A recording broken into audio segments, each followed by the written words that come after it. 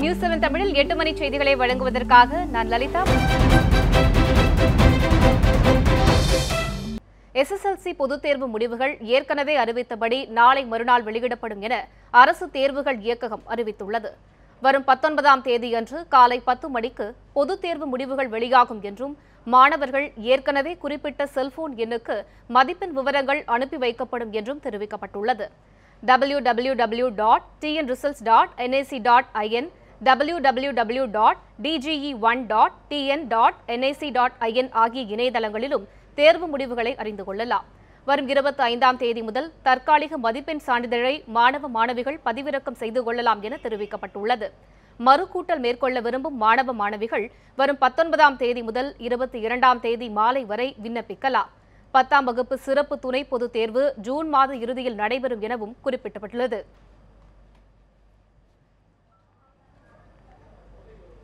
ஏற்கனவே திட்டமிட்டபடி நாளை மறுநாள் காலை 10 மணிக்கு 10ஆம் வகுப்பு தேர்வு முடிவுகள் வெளியாகும் என பள்ளிக்கல்வித்துறை அமைச்சர் செங்கோட்டையன் கூறியுள்ளார். சென்னை தலைமைச் செயலகத்தில் செய்தியாளர்களுக்கு அவர் அளித்த பேட்டியில் இதனை தெரிவித்தார். மேலும் SMS மூலம் 2 நிமிடங்களில் தேர்வு முடிவுகளை தெரிந்து கொள்ள ஏற்பாடு செய்யப்பட்டுள்ளதாகவும் அமைச்சர் செங்கோட்டையன் விளக்கம் அளித்துள்ளார். 19 காலை 10 மணிக்கு அது வெளியிடப்படும்.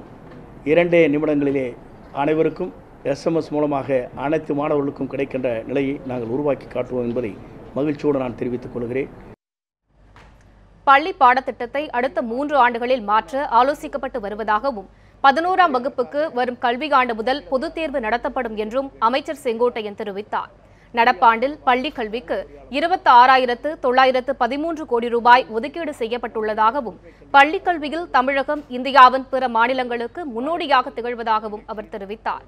மேலும் தமிழகத்தில் கட்டாய கல்வி இடஒதுக்கீட்டின் கீழ் 40,000 பேர் சேர்க்கை பெற்றுள்ளதாகவும் விளையாட்டுத் துறையில் மாணவர்களை ஊக்கப்படுத்த அரசு உரிய நடவடிக்கை எடுத்து வருவதாகவும் அமைச்சர் செங்கோட்டையன் கூறினார். நீர்நிலைகளை தூர்வார தமிழக அரசு முனைப்பு காட்டவில்லை என திமுக செயல் தலைவர் மு.க. ஸ்டாலின் குற்றம் சாட்டியுள்ளார். திமுக சார்பில் தமிழகம் முழுவதும் நீர்நிலைகளை தூர்வாரும் பணிகள் நடைபெற்று வருகின்றன. இதன் ஒரு பகுதியாக திருச்சி மாவட்டம் தென்னூர் கோவில் குளத்தை தூர்வாரும் பணிகள் நடைபெற்றன. இதனை திமுக செயல் தலைவர் மு.க. ஸ்டாலின் தொடங்கி வைத்தார். பின்னர் செய்தியாளர்களிடம் பேசிய ஸ்டாலின் நீர்நிலைகளை தூர்வார தமிழக அரசு முனைப்பு காட்டவில்லை என குற்றம் சாட்டினார். திமுக சொல்வதை கேட்டு செயல்பட வேண்டிய அவசியம் தங்களுக்கு இல்லை என உணவுத்துறை அமைச்சர் காமராஜ் தெரிவித்துள்ளார். சென்னை கோபாலபுரத்தில் உள்ள தமிழ்நாடு நுகர்பொருள் வாணிபக் கழக கிடங்கில் உணவுத்துறை அமைச்சர் காமராஜ் ஆய்வு மேற்கொண்டார். பின்னர் செய்தியாளர்களிடம் பேசிய அவர் ஆதார் அட்டையில் ஆங்கிலத்தில் இருந்து அப்படியே மொழிபெயர்க்கப்படுவதால் சில பிழைகள் ஏற்பட்டு வருவதாக கூறினார். அதனை பொதுமக்கள் எந்த ஒரு கட்டணமும் இல்லாமல் திருத்தம் செய்து கொள்ளலாம் என்றும் தெரிவித்தார். திமுக சொல்வதை கேட்டு செயல்பட வேண்டிய அவசியம் தங்களுக்கு இல்லை என கூறிய காமராஜ் மக்களுக்கான அரசாக அதிமுக அரசு செயல்பட்டு வருவதாகவும் தெரிவித்தார். திமுக சொல்லி திமுகவுடைய செயல் தலைவர் சொல்லி செயல்பட வேண்டிய அவசியம் எங்களுக்கு எந்த காலத்திலையும் வந்தது கிடையாது. இது பொதுமக்களுடைய அரசு, இது அம்மாவுடைய அரசு, மக்களுடைய அரசு. மக்களுடைய தேவைகளை அறிந்து உடனுக்குடன் தேவைகளை நிறைவேற்றக்கூடிய அனைத்து சக்திகளையும் எப்பொழுதும் அந்த சக்தியோடு இருக்கும் இந்த அரசு. அதிமுக அணிகள் இணைப்பு பேச்சுவார்த்தைக்கு நிதியமைச்சர் ஜெயக்குமாரை தடையாக இருப்பதாக அதிமுக புரட்சி தலைவி அம்மா அணியின் அவைத்தலைவர் மதுசூதனன் கூறிய குற்றச்சாட்டுக்கு ஜெயக்குமார் மறுப்பு தெரிவித்துள்ளார். இரு தலைவர்களின் கருத்தையும் தற்போது காணலாம். சீனிவாசனை முதல் வெளியேற்றணும், ஜெயக்குமாரை வெளியேற்றணும், இவங்கள 2 பேரும் வெளியேற்றட்டும். பேச்சுவார்த்தை சார், எங்களை பொறுத்தளவு நாங்க தர்ம யுத்தத்தை நடத்துறோம். அம்மானுடைய மரணத்தில் ஏற்பட்டிருக்கிற மர்மங்களை கண்டறிய வேண்டும் என்பதுதான் எங்களுடைய ஆசை. அவர்களை பொறுத்தவரை பார்த்தால் வாருங்கள், பேசுவோம், பிரச்சனை தீர்ப்போம். ஆனால் அதை விடுத்துவிட்டு தினந்தோறும் ஒவ்வொரு நிபந்தனை என்பது அவர்கள்தான் பேச்சுவார்த்தைக்கு முட்டுக்கட்டை போடுகிறார்கள் ஒழிய நாங்கள் எந்த விதத்திலும் முட்டுக்கட்டையை போடுவதல்ல. அது தமிழ்நாட்டு மக்களுக்கும் நம்முடைய கழக தொண்டர்கள் 1.5 கோடி தொண்டர்கள் அனைவருக்கும் நிச்சயமாக. சென்னை மெரினாவில் உள்ள முன்னாள் முதல்வர் ஜெயலலிதா நினைவிடத்தில் நடிகை விந்தியா மலர் தூவி அஞ்சலி செலுத்தினார். பின்னர் செய்தியாளர்களுக்கு பேட்டியளித்த அவர் அதிமுகவின் இரு அணிகள் இணைய நடவடிக்கைகள் எடுக்கப்படுவது மகிழ்ச்சி அளிப்பதாக தெரிவித்தார். மேலும் அரசியலில் தனக்கு தனிக்கட்சி தொடங்கும் எண்ணம் இல்லை என்றும் மீண்டும் அதிமுகவில் பழையபடி கட்சி பணியை தொடங்குவேன் என்றும் விந்தியா கூறினார். பின்னர் ஜெயலலிதா நினைவிடத்தில் கூடியிருந்த கட்சியினருக்கு திருப்பதியில் தனது சொந்த தோட்டத்தில் விளைந்த மாம்பழங்களை விநியோகித்தார்.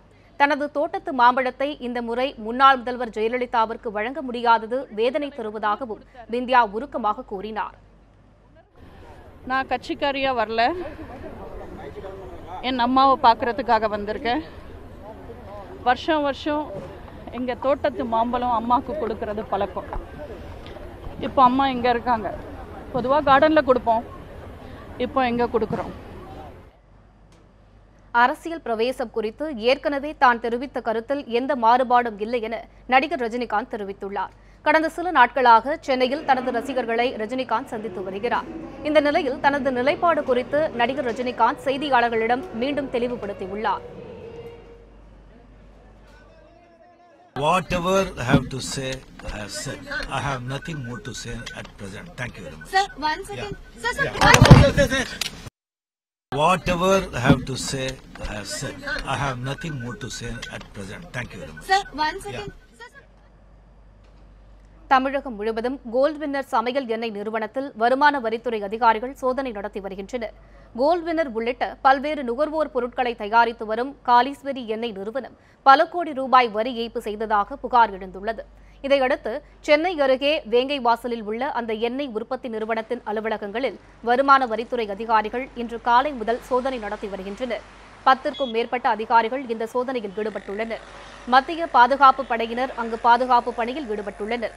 இன்றைய சோதனையின் போது வரி ஏய்ப்பு தொடர்பாக ஏராளமான ஆவணங்கள் சிக்கியதாக தகவல்கள் வெளியாகியுள்ளது. இதேபோல் கோல்ட் வின்னர் சமையல் எண்ணெய் நிறுவனத்தின் பழனி தொழிற்சாலையிலும் வருமான வரித்துறை அதிகாரிகள் சோதனை நடத்தி வருகின்றனர். காலை 6 மணிக்கு தொடங்கிய சோதனையில் 10க்கும் மேற்பட்ட அதிகாரிகள் ஈடுபட்டு வருகின்றனர்.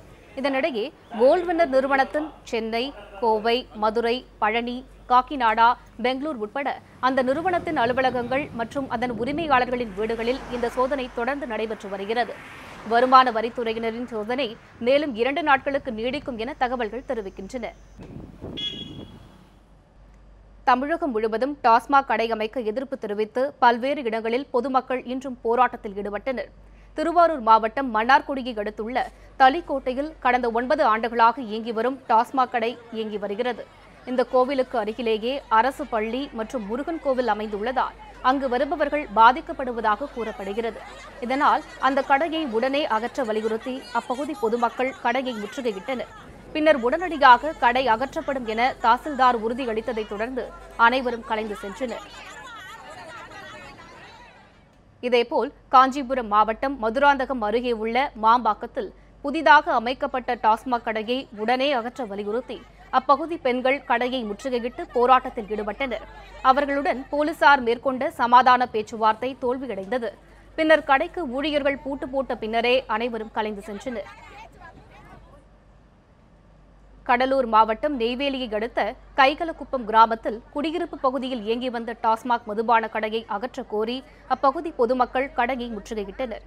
உடனடியாக அங்கு வந்த நெய்வேலி தெர்மல் காவல்துறையினர் 15 நாட்களுக்குள் கடையை அகற்றி விடுவதாக கூறியதை அடுத்து அனைவரும் அங்கிருந்து கலைந்து சென்றனர்.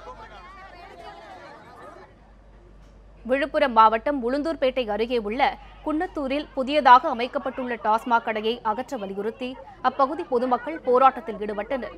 அப்போது திடீரென போராட்டத்தில் ஈடுபட்ட பெண்கள் கடையின் பூட்டை உடைத்து உள்ளே நுழைந்தனர். பின்னர் கடையில் வைக்கப்பட்டிருந்த மது பாட்டில்களை வெளியே கொண்டு வந்து போட்டு உடைத்து போராட்டம் நடத்தினர். நாமக்கல்லை அடுத்த வரகுப்பட்டியில் டாஸ்மாக் கடை அமைக்க எதிர்ப்பு தெரிவித்து நடைபெற்ற போராட்டத்தின் போது கைதானவர்களை விடுவிக்க வலியுறுத்தி மாவட்ட ஆட்சியரிடம் பொதுமக்கள் மனு அளித்தனர். உரிய நடவடிக்கை எடுப்பதாக மாவட்ட ஆட்சியர் மு. ஆசியா மரியம் உறுதியளித்ததைத் தொடர்ந்து அனைவரும் கலைந்து சென்றனர். மாவட்ட ஆட்சித்தலைவர் அவர்களும் எங்களுக்கு உறுதிமொழி கொடுத்துருக்காங்க. இந்த மாதிரி நாங்கள் பிரச்சனை நேரத்தில் நாங்கள் மதுக்கடை அமைக்க மாட்டோம்னு காவல்துறை ஆய்வாளரும் எங்களுக்கு அது உறுதிமொழி கொடுத்துருக்காரு. இந்த மாதிரி பிரச்சனை இருந்தால் கூட நாங்கள் பார்த்துக்கிறோம், இனிமேல் மேற்கொண்டு இதை பற்றி எதுவும் நடக்காது அப்படின்னு உறுதிமொழி கொடுத்துருக்காங்க. அது வழியாக நாங்கள் அரியலூர் அருகே டாஸ்மாக் கடையை முற்றுகையிட்டு போராட்டம் நடத்திய பொதுமக்கள் கடையை அடித்து நொறுக்கியதால் பரபரப்பு ஏற்பட்டது. அரியலூர் மாவட்டம் செந்துறை அருகே உள்ள ஈச்சங்காடு கிராமத்தில் கடந்த 10 ஆண்டுகளுக்கும் மேலாக அரசு மதுபான கடை செயல்பட்டு வருகிறது. இந்த டாஸ்மாக் கடைக்கு எதிர்ப்பு தெரிவித்து திடீரென அப்பகுதி பெண்கள் திரண்டதால் டாஸ்மாக் ஊழியர்கள் கடையை திறக்கவில்லை. மேலும் கடைக்கு கூடுதல் பூட்டு போட்டு தளவாய் பகுதி காவல்துறை ஆய்வாளர் மகேஷ் தலைமையில் போலீசார் பாதுகாப்பு பணியிலும் ஈடுபட்டனர். ஆனால் திடீரென்று டாஸ்மாக் கடை முன்பு திரண்ட பொதுமக்கள் போலீசாரின் தடுப்பையும் மீறி கேட்டின் பூட்டை உடைத்தனர். அப்போது போலீசாருக்கும் பெண்களுக்கும் இடையே பெரும் தள்ளுமுள்ளு ஏற்பட்டது. இதையடுத்து கடையின் பூட்டை உடைத்த பெண்கள் அங்கிருந்த மது பாட்டில்களை சாலையில் வீசி எறிந்து உடைத்தனர்.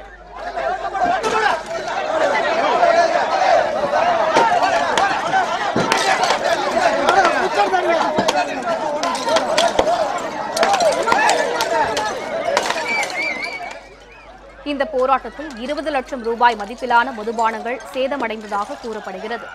அரியலூர் மாவட்டத்தில் 2 நாட்களில் 2 டாஸ்மாக் கடைகள் சூறையாடப்பட்டிருப்பது பெரும் பரபரப்பை ஏற்படுத்தியுள்ளது. வட மாநிலங்களை ஒப்பிடுகையில் தமிழகத்தில் பெண்களுக்கு எதிரான குற்ற வழக்குகள் குறைவாக உள்ளதாக தேசிய மகளிர் ஆணைய உறுப்பினர் ரேகா சர்மா தெரிவித்துள்ளார். கோவையில் தேசிய மகளிர் ஆணையம் சார்பாக பெண்களுக்கு எதிரான குற்ற வழக்கு மீதான விசாரணை நடைபெற்றது. இது தொடர்பாக கோவை மாவட்ட ஆட்சியர் அலுவலகத்தில் தேசிய மகளிர் ஆணையத்தின் உறுப்பினர் ரேகா சர்மா செய்தியாளர்களை சந்தித்தார். அப்போது பேசிய அவர், கோவையில் பெண்களுக்கு எதிரான 40% குற்ற வழக்குகள் விசாரிக்கப்பட்டு 90% வழக்குகள் முடித்து வைக்கப்பட்டுள்ளதாக தெரிவித்தார். நாடு முழுவதும் இருந்து ஆண்டுதோறும் 30,000க்கும் மேற்பட்ட புகார்கள் வருவதாகவும் அதில் கௌரவ கொலை தொடர்பான புகார்களே அதிக அளவில் வருவதாகவும் தெரிவித்தார். மற்ற மாநிலங்களை ஒப்பிட்டு பார்க்கும்போது தமிழகத்தில் பெண்களுக்கு எதிரான குற்ற வழக்குகள் குறைவாகவே உள்ளதாகவும் தேசிய மகளிர் ஆணைய உறுப்பினர் ரேகா தெரிவித்தார். We get maximum complaints from UP, Bihar, Bengal, Haryana, that part, because UP and Haryana is closer. People are aware of NCW, more aware of, and they walk in also sometime. Most of the time from Delhi, Haryana, UP people walk in also in the office. So number of cases from that part is much more than cases. South is better. Tamil Nadu is better. Iran சிறையில் வாடும் ராமநாதபுரம் மாவட்டத்தைச் சேர்ந்த 15 மீனவர்களை மீட்க தமிழக அரசு நடவடிக்கை எடுக்க வேண்டும் என்று அவர்களது உறவினர்கள் கோரிக்கை விடுத்துள்ளனர். கடந்த ஆண்டு டிசம்பர் மாதம் துபாய் ஷார்ஜா அருகே மீன்பிடி ஒப்பந்த கூலிகளாக 15 தமிழர்கள் உட்பட 17 பேர் மீன்பிடிக்க சென்றுள்ளனர். அங்கு ஈரான் கடற்படையினரால் எல்லை தாண்டி மீன்பிடித்ததாக கைது செய்யப்பட்டு சிறையில் அடைக்கப்பட்டனர். இவர்களை மீட்க தமிழக அரசு நடவடிக்கை மேற்கொள்ள வேண்டும் என்று சிறையில் உள்ள மீனவர்களின் குடும்பத்தினர் தலைமைச் செயலகத்தில் மீன்வளத்துறை செயலாளரை சந்தித்து மனு கொடுத்தனர். அப்போது செய்தியாளர்களிடம் பேசிய தமிழ்நாடு மீன்பிடி தொழிற்சங்க கூட்டமைப்பின் செயலாளர் கருணாநிதி, சிறையில் உள்ள மீனவர்களின் குடும்பத்தினர் வருமானம் இல்லாமல் மிகவும் சிரமப்படுவதால் அவர்களுக்கு முதலமைச்சர் பொது நிவாரண நிதியில் இருந்து உதவித்தொகை வழங்க வேண்டும் என்றும் ஈரானில் சிக்கியுள்ள தமிழக மீனவர்களை மீட்க வேண்டும் என்றும் கேட்டுக் கொண்டார். பிடிபட்டிருக்கக்கூடிய 15 மீனவர்களுக்கு 2.5 மாதத்துக்கு முன்னாடியே அவர்கள் மீது போடப்பட்ட அபராத தொகையை அந்த போட் ஓனர் கிட்டத்தட்ட 20 லட்சம் ரூபாய் அவங்க செலுத்திட்டாங்க. செலுத்தி 2.5 மாத காலமாகியும் அவர்களை விடுவிப்பதற்கு இன்றைக்கு ஈரான் அரசு தயக்கம் காட்டி வருகிறது. எனவே தமிழக அரசு இந்திய அரசோடு பேசி அவர்களை உடனடியாக டெல்லி தமிழகத்திற்கு கொண்டு வருவதற்கான முயற்சியில் ஈடுபட வேண்டும் என்று நாங்கள் கோரிக்கை வைத்திருக்கின்றோம். அந்த கோரிக்கையை நிறைவேற்றுவதற்கு தமிழக அரசு முழு முயற்சியாக நாங்கள் ஈடுபடுவோம் என்று சொல்லியிருக்கிறார்கள். கோடநாடு பங்களா காவலாளி கொலை வழக்கில் கைது செய்யப்பட்டுள்ள இருவரின் நீதிமன்ற காவலை வரும் 30ஆம் தேதி வரை நீட்டித்து கோத்தகிரி நீதிமன்றம் உத்தரவிட்டுள்ளது. மறைந்த தமிழக முதல்வர் ஜெயலலிதாவிற்கு சொந்தமான கோடநாடு பங்களாவில் கடந்த மாதம் 24ஆம் தேதி கொள்ளை முயற்சி நடைபெற்றது. அப்போது அங்கு பணியில் இருந்த ஓம் பகதூர் என்ற காவலாளி கொலை செய்யப்பட்டார். இந்த வழக்கில் முக்கிய குற்றவாளியான கனகராஜ் விபத்தில் இறந்த நிலையில் மேலும் 8 பேர் கைது செய்யப்பட்டனர். அவர்களில் 6 பேர் கோவை சிறையிலும் ஜெம்ஷீர் அலி மற்றும் ஜிதின் ஜோய் என்ற இருவர் கேரள சிறையிலும் அடைக்கப்பட்டனர். ஜெம்ஷீர் அலி மற்றும் ஜிதின் ஜோயின் நீதிமன்ற காவல் முடிவடைந்ததை அடுத்து அவர்கள் இருவரும் இன்று கோத்தகிரி நீதிமன்றத்தில் ஆஜர்படுத்தப்பட்டனர். அப்போது அவர்கள் இருவரையும் வரும் 30ஆம் தேதி வரை நீதிமன்ற காவலில் வைக்க நீதிபதி உத்தரவிட்டார். மேட்டுப்பாளையம் வனப்பகுதிகளில் யானைகளை கணக்கெடுக்கும் பணி இன்று துவங்கியது. கோவை வனக்கோட்டத்தில் காட்டு யானைகள் அதிகம் உள்ள மேட்டுப்பாளையம், காரமடை, சிறுமுகை, பெரியநாயக்கன் பாளையம் உள்ளிட்ட வனச்சரகங்களில் 5 ஆண்டுகளுக்கு ஒருமுறை யானைகள் கணக்கெடுக்கும் பணி நடைபெற்று வருகிறது. அதன்படி இன்று துவங்கிய யானைகளை கணக்கெடுக்கும் பணி 3 நாட்கள் நடைபெறுகிறது. வனத்துறை அதிகாரிகள் தலைமையில் 100க்கும் மேற்பட்டோர் இந்த பணியில் ஈடுபட்டுள்ளனர். இதேபோன்று பொள்ளாச்சி ஆனைமலை புலிகள் காப்பக வனப்பகுதியிலும் யானைகளை கணக்கெடுக்கும் பணிகள் தொடங்கின. இதற்காக வனத்துறையினர், தன்னார்வலர்கள் உள்ள 6 பேர் கொண்ட குழுக்கள் அமைக்கப்பட்டுள்ளன. இதில் யானைகள் நேரில் தென்படுவது, யானைகளின் காலடி தடம், மலக்கழிவுகள், மரங்களில் உள்ள கீறல்களை கொண்டு கணக்கெடுப்பட்டு வருகிறது.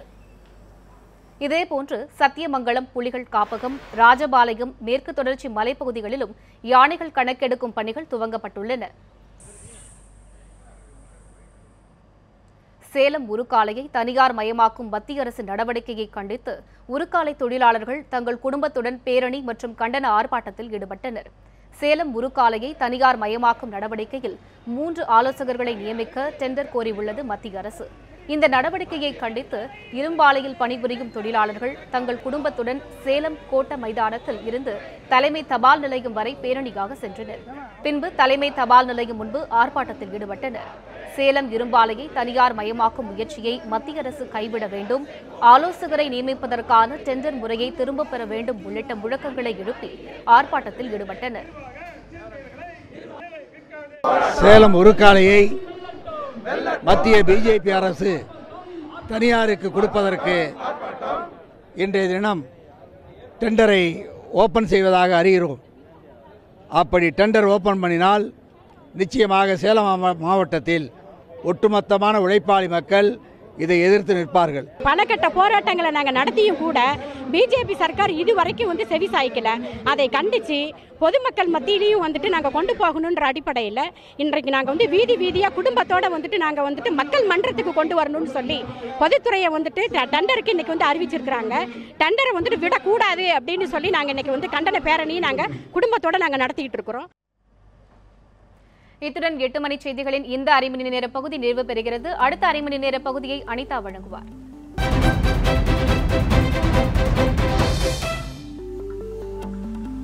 வணக்கம். 8 மணி செய்திகளின் இந்த பகுதியை வழங்குவது அனிதா. காஷ்மீரில் உயிரிழந்த ராணுவ வீரர் அசோக்கின் உடல் சொந்த ஊரான உதகை அருகே உள்ள துளித்தலைக்கு கொண்டுவரப்பட்டு நல்லடக்கம் செய்யப்பட்டது. உதகை அருகே உள்ள துளித்தலை பகுதியைச் சேர்ந்த அசோக் என்பவர் கடந்த 8 ஆண்டுகளாக இந்திய ராணுவத்தில் பணியாற்றி வந்தார். காஷ்மீர் அருகே உள்ள கட்ரா பகுதியில் பிரதேச ராணுவ படையில் பணியாற்றி வந்த அவர் கடந்த 14ஆம் தேதி திடீரென இறந்ததாக கூறப்படுகிறது. அவரது உடல் காஷ்மீரிலிருந்து கோவைக்கு சிறப்பு விமானத்தில் எடுத்து வரப்பட்டு இன்று காலை துளித்தலை கிராமத்திற்கு கொண்டு செல்லப்பட்டது. அப்போது ஏராளமான பொதுமக்கள் அசோக்கின் உடலுக்கு அஞ்சலி செலுத்தினர். இதனையடுத்து அசோக்கின் குடும்பத்தினருக்கு இந்திய ராணுவத்தின் சார்பாக முதற்கட்டமாக 2.25 லட்சம் ரூபாய் நிதி உதவி அளிக்கப்பட்டது. பின்னர் அவரது உடல் 21 குண்டுகள் முழங்க நல்லடக்கம் செய்யப்பட்டது. இதனிடையே அசோக்கின் தலையில் குண்டடிப்பட்டதற்கான தடயம் இருப்பதாக கூறப்படுகிறது. டியூட்டி போகும்போது ஆக்சுவலாக வேறு ஏதோ ஒரு குண்டடி அப்படின்னு நினச்சோம். ஏற்கனவே இந்த கண்ணிவெடின்னு நினச்சி அதுதான் யோசனை பண்ணி வச்சுருக்கணும். ஆனால் இப்போ தசியில் பார்க்கும்போது பாடி பார்க்கும்போது கன்னத்தில் குண்டடிப்பட்ட மாதிரி தெரியுது. எங்களுக்கு ஏற்கனவே மர்மமாக இருக்குது. ஆனால் இவங்க யாரும் ரிப்போர்ட்டு கரெக்டாக. நெடுவாசலில் ஹைட்ரோ கார்பன் திட்டத்தை எதிர்த்து அப்பகுதியை சேர்ந்த பொதுமக்கள் இலைகளை மாலையாக அணிந்து இன்று நூதன போராட்டத்தில் ஈடுபட்டனர். புதுக்கோட்டை மாவட்டம் நெடுவாசலில் ஹைட்ரோ கார்பன் திட்டம் செயல்படுத்த கடந்த பிப்ரவரி 15ஆம் தேதி மத்திய அமைச்சரவை ஒப்புதல் வழங்கியது. இதனால் நெடுவாசல், நல்லாண்டார் கொல்லை மற்றும் வடக்காட்டில் இத்திட்டத்தை எதிர்த்தும் மத்திய மாநில அரசுகளை கண்டித்தும் போராட்டம் வெடித்தது. 36வது நாளாக இன்று நடைபெற்ற போராட்டத்தில் அப்பகுதி பொதுமக்கள் பல வகையான மர இலைகளை கழுத்தில் மாலையாக அணிந்து கொண்டு போராட்டத்தில் ஈடுபட்டனர். அப்போது அவர்கள் மத்திய மாநில அரசுகளுக்கு எதிராகவும் ஹைட்ரோ கார்பன் திட்டத்திற்கு எதிராகவும் முழக்கங்களை எழுப்பினர். கொள்ளிடம் ஆற்றின் அருகே தடுப்பணை கட்ட உத்தரவிடக் கோரிய மனுவுக்கு பதிலளிக்குமாறு தமிழக அரசிற்கு சென்னை உயர்நீதிமன்றம் உத்தரவிட்டுள்ளது. நாகப்பட்டினத்தை சேர்ந்த விடுதலை சிறுத்தைகள் கட்சி நிர்வாகி மோகன்குமார் என்பவர் சென்னை உயர்நீதிமன்றத்தில் தொடர்ந்த வழக்கில் 400 கோடி ரூபாய் செலவில் கொள்ளிடம் ஆற்றின் அருகே தடுப்பணை கட்டப்படும் என அப்போதைய முதல்வர் ஜெயலலிதா அறிவித்த நிலையில் இன்று வரை அதற்கான பணிகள் தொடங்கப்படவில்லை என கூறியிருந்தார். மேலும் சீர்காழி, மயிலாடுதுறை பகுதி மக்களுக்கு கொள்ளிடம் ஆற்று நீரே குடிநீர் தேவையை பூர்த்தி செய்து வரும் நிலையில் தடுப்பணை கட்ட தமிழக அரசிற்கு உத்தரவிட வேண்டும் என மனுதாரர் கோரியிருந்தார். இந்த வழக்கு நீதிபதிகள் மகாதேவன், கோவிந்தராஜன் அடங்கிய அமர்வு முன்பு இன்று விசாரணைக்கு வந்தது. அப்போது தடுப்பணை கட்டுவது தொடர்பாக எடுக்கப்பட்ட நடவடிக்கைகள் குறித்து 2 வாரத்திற்குள் அறிக்கை தாக்கல் செய்ய தமிழக அரசிற்கு நீதிபதிகள் உத்தரவிட்டனர். சேலம் ரயில் நிலையம் அருகே சூட்கேஸில் எரிந்த நிலையில் இளம்பெண்ணின் உடல் கண்டெடுக்கப்பட்ட சம்பவம் பரபரப்பை ஏற்படுத்தியுள்ளது. ரயில் நிலையம் அருகில் உள்ள ரெட்டிப்பட்டி மேம்பாலத்தின் அடியில் கரும் புகை வருவதை கண்ட பொதுமக்கள் அங்கு சென்று பார்த்தபோது எரிந்த நிலையில் சூட்கேஸில் அடைக்கப்பட்டு இளம்பெண்ணின் உடல் காணப்படுவதை கண்டு அதிர்ச்சியடைந்தனர். உடனடியாக அங்கிருந்தவர்கள் சூரமங்கலம் காவல் நிலையத்திற்கு தகவல் தெரிவித்தனர். உடனடியாக அங்கு சென்ற போலீசார் சூட்கேஸில் துண்டு துண்டாக வெட்டிய நிலையில் காணப்பட்ட 20 வயது மதிக்கத்தக்க பெண்ணின் உடலை கைப்பற்றி பிரேத பரிசோதனைக்காக அனுப்பி வைத்தனர். மேலும் சூட்கேஸில் காணப்பட்ட கை ரேகைகளை நிபுணர்கள் சேகரித்துக் கொண்டனர். இந்த ஏரியா ஃபுல்லாகவே ஆள் நடமாட்டம் ஃபுல்லாகவே இருக்கும். ஃபுல்லாக வண்டி எல்லாம் போக்குவரத்து தான் இருக்குது. எப்படின்னு எங்களுக்கு தெரியல. ஒரு பொண்ணை எரிச்சு போட்டிருக்காங்க. யார் என்னன்னு தெரியல, ஃபேஸ் எதுவும் தெரியலன்னு சொல்லிட்டு இருக்காங்க. இப்போல்லாம் போலீஸ் எல்லாம் வந்திருக்காங்க. இப்போ இங்கே once experts comes and they give a report about the age, time and probable features, whether some tribal, what age, below 16 or more than 16. After that we will proceed. It will take. Theni அருகே குத்தகை நிலத்தில் கஞ்சா பயிரிட்டவர்களை எச்சரித்த விவசாயியை கொலை செய்த குற்றவாளிகளுக்கு கடும் தண்டனை அளிக்க வேண்டும் என உறவினர்கள் வலியுறுத்தியுள்ளனர். தேனி மாவட்டம் அருகே உள்ள வெள்ளையம்மன் புரத்தை சேர்ந்தவர் விவசாயி பாண்டி தனது நிலத்தை கம்பத்தை சேர்ந்த பொழில் முருகன் என்பவருக்கு குத்தகைக்கு அளித்துள்ளார். ஆனால் அவரது நிலத்தில் பொழில் முருகன் கஞ்சா பயிரிட்டு விற்பனை செய்து வந்துள்ளார். இதுகுறித்து பாண்டி காவல் நிலையத்தில் புகார் அளித்துள்ளார். இதனால் ஆத்திரமடைந்த பொழிமுருகன் மற்றும் அவரது கூட்டாளிகள் கடந்த சில நாட்களுக்கு முன்பு இரவு நேரத்தில் பாண்டி நிலத்திற்கு தண்ணீர் பாய்ச்ச சென்றபோது அவரை கழுத்தை நெரித்து கொலை செய்தனர். பின்னர் அவரது உடலை அருகில் உள்ள கிணற்றில் வீசிச் சென்றனர். தகவல் அறிந்து வந்த போலீசார் மற்றும் தீயணைப்பு துறையினர் உடலை மீட்டு பிரேத பரிசோதனைக்கு அனுப்பி வைத்தனர். இச்சம்பவம் அப்பகுதியில் பெரும் அதிர்ச்சியை ஏற்படுத்தியுள்ளது. குற்றவாளிகளுக்கு கடும் தண்டனை அளிக்க வேண்டும் என பொழிமுருகனின் உறவினர்கள் வலியுறுத்தியுள்ளனர். 5ஆம் தேதி வெள்ளிக்கிழமை நைட்டு தோட்டத்துக்கு போனவங்க திரும்பி வரல. நாங்கள் 3 நாளாக தேடிக்கிட்டு இருக்கோம். தேடி 5ஆம் தேதி சாயந்தரமே நாங்கள் போய் போலீஸில் ரிப்போர்ட் கொடுத்துட்டோம். வடப்பட்டி போலீஸில் ரிப்போர்ட் கொடுத்துட்டோம். காணாலும் 3 நாளாக தேடிக்கிட்டு இருக்கோம். 3 நாளாக தேடி ஞாயிற்றுக்கிழமை சாயந்தரம் நாங்களே தோட்டத்தில் போய் பார்த்தாச்சு. பார்த்து பழையபடியே போலீஸ் ஸ்டேஷனில் போய் இங்கே இருக்காங்க, அவங்க தான் தூக்கி வந்து பண்ணாங்க. அதுக்கு பிறகு அதை பற்றி எந்த நடவடிக்கை எடுக்கவே இல்லை. நாங்கள் சந்தேகப்பட்ட 3 பேர், அந்த 3 பேர் இறந்தவங்க தெரிஞ்சதுமே ஊரை விட்டே ஓடிட்டாங்க. சென்னை வடபழனி அடுக்குமாடி குடியிருப்பு தீ விபத்தில் உயிரிழந்தவர்களுக்கு 10 லட்சம் ரூபாய் இழப்பீடு வழங்க கோரிய வழக்கில் தமிழக அரசு பதிலளிக்க சென்னை உயர்நீதிமன்றம் உத்தரவிட்டுள்ளது. சென்னை வடபழனி தெற்கு பெருமாள் கோவில் வீதியில் உள்ள ஒரு அடுக்குமாடி குடியிருப்பில் கடந்த 8ஆம் தேதி அதிகாலையில் தீ விபத்து ஏற்பட்டது. இதில் அந்த குடியிருப்பில் வசித்த மீனாட்சி, செல்வி, ஷாலினி மற்றும் சஞ்சய் ஆகிய 4 பேர் உயிரிழந்தனர். உயிரிழந்தவர்களின் குடும்பங்களுக்கு 1 லட்சம் ரூபாய் நிவாரண நிதியை தமிழக முதல்வர் அறிவித்தார். இந்நிலையில் உயிரிழந்தவர்களின் குடும்பங்களுக்கு 10 லட்சம் ரூபாய் இழப்பீடு வழங்க வேண்டும் என்றும் அந்த தொகையை விதிமீறல் கட்டடத்தை அனுமதித்த சம்பந்தப்பட்ட அதிகாரிகளிடமிருந்து வசூலிக்க கோரியும் டிராபிக் ராமசாமி சென்னை உயர்நீதிமன்றத்தில் வழக்கு தொடர்ந்தார். இந்த மனு நீதிபதிகள் மகாதேவன், கோவிந்தராஜ் அமர்வு முன்பு இன்று விசாரணைக்கு வந்தது. அப்போது இந்த மனுவுக்கு 2 வாரத்தில் தமிழக அரசு, CMDA மற்றும் சென்னை மாநகராட்சி பதிலளிக்க உத்தரவிட்டு வழக்கை ஒத்திவைத்தனர். புதுச்சேரியில் அரசு ஊழியர்களுக்கு 4% அகவிலைப்படி உயர்வு வழங்கப்பட்டுள்ளதாக அறிவிக்கப்பட்டுள்ளது. இது தொடர்பாக நிதித்துறை வெளியிட்ட உத்தரவில் மத்திய நிதித்துறை அமைச்சகத்திடமிருந்து வந்த சுற்றறிக்கையின்படி 4% அகவிலைப்படி உயர்வு புதுச்சேரி அரசு ஊழியர்களுக்கு இந்த ஆண்டு ஜனவரி மாதம் முதல் கணக்கிட்டு வழங்கப்படும் என தெரிவிக்கப்பட்டுள்ளது. வட தமிழகத்தின் உள்பகுதியில் அடுத்த 2 நாட்களுக்கு அனல் காற்று வீசும் என சென்னை வானிலை மையம் தெரிவித்துள்ளது. சென்னை வானிலை ஆய்வு மைய இயக்குநர் பாலச்சந்திரன் இன்று செய்தியாளர்களை சந்தித்தார். அப்போது பேசிய அவர், அந்தமானில் தொடங்கிய தென்மேற்கு பருவமழையால் தமிழகத்தின் ஓரிரு இடங்களில் அடுத்த 24 மணி நேரத்தில் மழைக்கு வாய்ப்புள்ளதாக கூறினார். ஆந்திர பகுதியில் அதிக வெப்பநிலை நிலவி வருவதால் அதன் வெப்பக்காற்று நகர்ந்து தமிழகத்தில் வீசி வருவதாக பாலச்சந்திரன் கூறினார். இயல்பை விட 3 to 4 டிகிரி செல்சியஸ் அதிகபட்சமாக பதிவாகியிருந்தது. கடந்த 24 மணி நேரத்தில் திருத்தணியில் 45.5 டிகிரி செல்சியஸ் பதிவாகியுள்ளது. அடுத்து வரும் 24 மணி நேரத்தை பொறுத்தவரையில் இதே வெப்பநிலை தொடரும் என்று எதிர்பார்க்கப்படுகிறது. மழையை பொறுத்தவரையில் கடந்த 24 மணி நேரத்தில் வெப்பசலனத்தின் காரணமாக ஓரிரு இடங்களில் மழை பெய்துள்ளது. சூளகிரியில் 2 சென்டிமீட்டர் மழை பதிவாகியுள்ளது. வெப்பநிலையை பொறுத்தவரை இன்றைய தினம் திருத்தணியில் 44 டிகிரி செல்சியஸ் வெப்பம் சுட்டெரித்தது. தமிழக நகரங்களில் இன்று பதிவான வெப்பநிலை குறித்த விவரங்களை பார்க்கலாம்.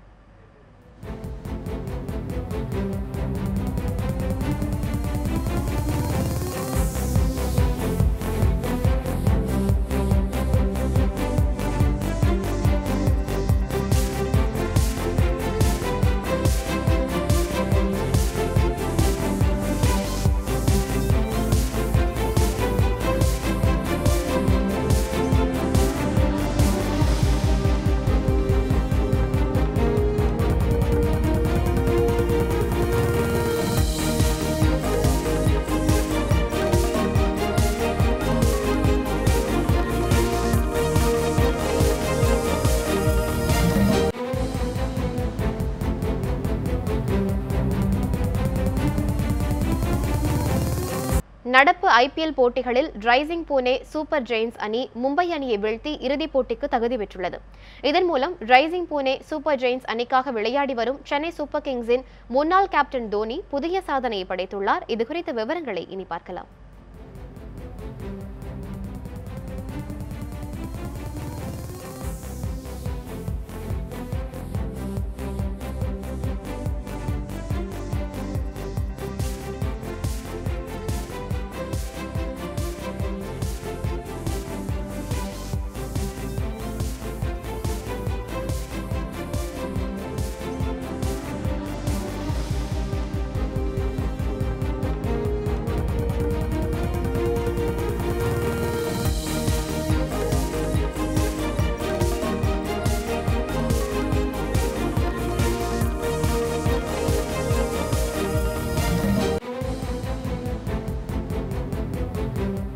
இத்துடன் 8 மணி செய்திகள் நிறைவுற்றன. தொடர்ந்து இணைந்திருங்கள் நியூஸ் 7 தமிழோடு.